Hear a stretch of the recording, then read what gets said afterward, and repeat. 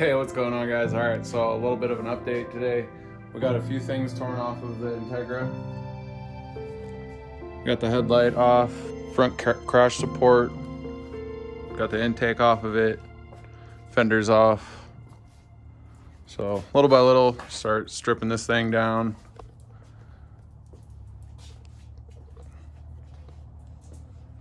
And then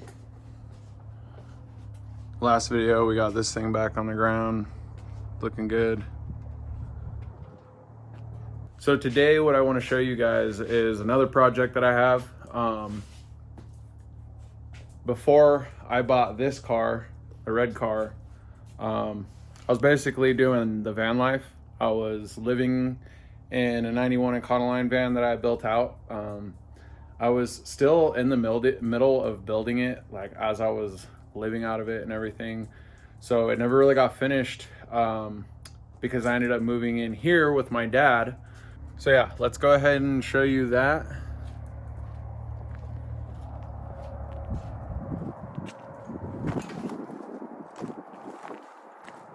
So this is my van. It's a little how you doing, but you know, it's an old van, and I put a lot of money into this thing as well. Unfortunately, the last time that I really drove it, I was coming up the Cajon Pass here in California, and the upper radiator hose blew out on me.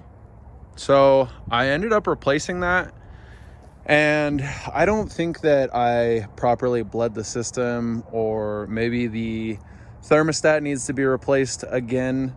But the radiator that's in here is super old, and I had it flushed out. Basically, they take the tanks off and all that good stuff, flush out the core, and then put it back together with new seals. And that seemed to work for a while, but I think that the radiator is just not holding out anymore. But because I overheated it really badly, it got pretty hot coming up the pass. I don't know if I blew the head gaskets on this. So tomorrow I have a buddy coming up here to help me out. We are basically going to do a compression test on the motor. I've already got the doghouse off of it, all the spark plug wires pulled off. So we're gonna go through, we're gonna do a compression check to see if the head gaskets are still good on this motor. If they are still good, then my plan is to go ahead and replace the radiator, get fluid back in it, and get one of those funnels that hooks up to the radiator cap and just really do a really good system bleed. Try and get all the air bubbles out. This van has a rear heater setup, and I was told to just bypass it. They don't work that great anyways, and the location that it's in is not the greatest either. So I think I might have to go ahead and bypass that so that we can get this thing bled properly, because in here, this is the valve that basically controls that back there, I think. So I believe if I was just to get rid of all this stuff and bypass the system, it would make it a lot easier to bleed the system, and hopefully we can get this running good. Just a couple things that I've done to it. I've upgraded the shocks all the way around. I have air shocks in the rear. I also have the Add-A-Leaf leaf packs for the suspension to increase the capacity, the weight capacity, basically. All LED headlights, 20-inch front light bar, 54-inch curved light bar, light pods all around 360 degrees. We've got the Max fan on the roof. That thing kicks ass. Works really good. We've got two 30-watt panels on the front, one on each side, and then two 100-watt each panels from Renogy on the middle. Those run all the way back to this. This is my solar controller. This takes care of everything for me. I have an app on my phone that I can connect to this through Bluetooth, and I can get all the readings for how much solar it's pulling in, how much voltage is left in the batteries.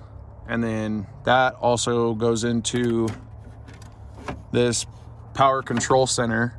Basically has all of my breakers and all of my fuses for everything that is 12 volt. That plugs in. There's a plug on the outside, a 30 amp plug for shore power. Got the propane water heater that I never actually got finished completely. There were some issues with some of the hoses and the fittings. I think I had a leak or something, and I just didn't really use it that much, but I'd like to get that thing working again. One really big battery right there, and then 2 more smaller batteries over here, but these will probably end up having to get replaced because they are so old now. They're probably not really any good anymore, even though they've been hooked up to the charger this whole time. It's just, I don't think they're any good anymore. I had mounted that AC unit in the door.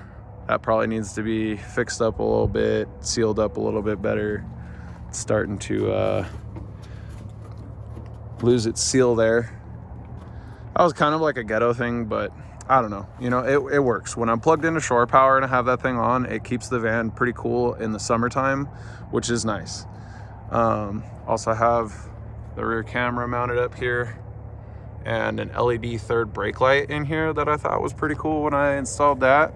So that whole thing lights up red when I hit the brakes. That was basically my fix for the third brake light that wasn't working. And then we'll come around to the interior. It's really dirty right now, so please just ignore that. But like I said, I never finished this thing, and I was living in it. So when I overheated it and it just wouldn't stay cool, I basically just gave up on it. I had already moved into a house. I really didn't need it anymore, so it just kind of sat here along with my cars. But the plan in here was to build a dresser out right here, have like 3 drawers. I was gonna build cabinets all the way along the top here, coming across here. I was gonna mount a TV up there because this is like the old school TV extended fiberglass roof. So like it used to have like an old school projection, like glass screen TV in there. I pulled all that out. Everything has been insulated with this stuff. Basically had a really cool like fiberglass insert for the roof that I added some panels to, painted it, and then I had this like really cool trim design around the windows, and there's actually LED lighting behind this.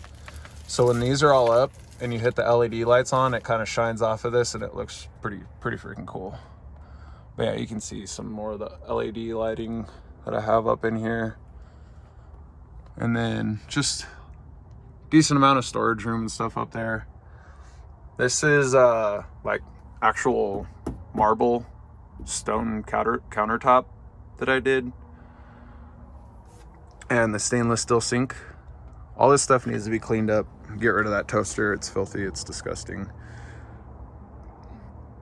I have a lot of the doors already made, and I was going to put drawers here. Never built those, but I did build a lot of these doors for certain areas. Just never got around to installing them. This piece of wood still needs to be painted and fixed up. But I do have my stereo system wired in here. So, okay, so this amp here powers the 2 6x9s that I have mounted in the roof. And then the big one in the back powers the sub. And then we have the water tank back here with the water pump. I think some of that is where I was experiencing issues with leakage. I need to work on that a little bit better. All goes down into the sink. These seats are some cheap racing seats that I got, and honestly they're fairly nice. A little faded now, but when I got them they were pretty nice. They're pretty comfortable, and these seats swivel 360 degrees, so I can turn them all the way around, pointing the back. That one I can turn around and kind of point towards the middle, and that steering wheel is removable so that I can do that. And then I painted all the dash. This van always had an issue with the ignition switch. It puts power to the car, but it never started it, so I just installed that, and that actually lights up. The Kenwood head unit. It had door speakers, but I pulled those out. Painted all this black. Painted the console blue, the gauge console. So that turned out really nice. Like, I was really happy with that. I have the doghouse that goes on top of that, and it's got like a leather cover over it with a pocket and all that good stuff. So yeah, that's a little bit about the van. Gonna try and get this thing running. Hopefully the head gaskets aren't blown on it. So yeah, that's a little bit about the van. I really loved living in this thing. It was actually a lot of fun when I was doing it. The like original whole game plan was to fix this van up, get a trailer, and then I could trailer my car to the track and then be able to go race, stay in the van overnight if I wanted to, have all my tools underneath the bed. And it just never really came to fruition because I really don't have the money for it. But I'd really like to start working towards that goal again of getting this thing running, getting a trailer, and taking my car to the track if I can manage to do that. I don't really have a whole lot of money. I've kind of been living paycheck to paycheck, so it's going to be a struggle, but I have stuff to keep me busy for a while until I can hopefully save up some money and start actually like making some progress, like real progress on this type of stuff. So that's more to look forward to on the channel. More stuff that I'm going to be working on. I'm going to update you guys on what happens with the compression test and how that goes. Really crossing my fingers, hoping to God that motor is not toast.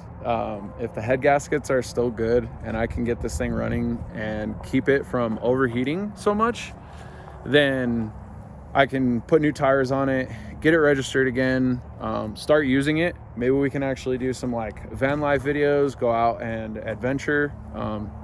The whole name of my channel is Racing Towards Adventure. So like that was the whole goal, was to do racing, do the van life thing, and go in adventure and just live life like I've always wanted to. I've always been kind of a hermit, so it's really tough for me to like break out of my shell and get out there and do that. So the 4 years that I was living in the van, I didn't really get to do a whole lot of that because I always had personal issues, fighting with my own just struggles in general. But I'm trying to learn how to work past a lot of that stuff. If any of you guys like have problems with stuff like that, like please don't keep it bottled up and reach out to your friends and family, the people that love you. It's a serious thing, mental health, and I've struggled with it for a long time.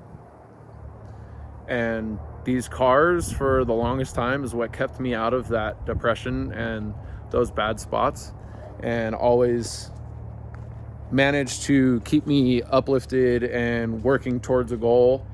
And I feel like when I gave myself that break for the last 3 years, I lost a lot of that motivation, and I struggled a lot during those times. So if you guys want to like reach out to me too and like put it in the comments or anything like that, like I'd be more than willing to like talk to any of you guys that are guys or girls that are going through those types of things, because like I think it means a lot to have support for those types of things, and having a little bit of vulnerability to talk about those types of things is really hard. So just stay positive, guys.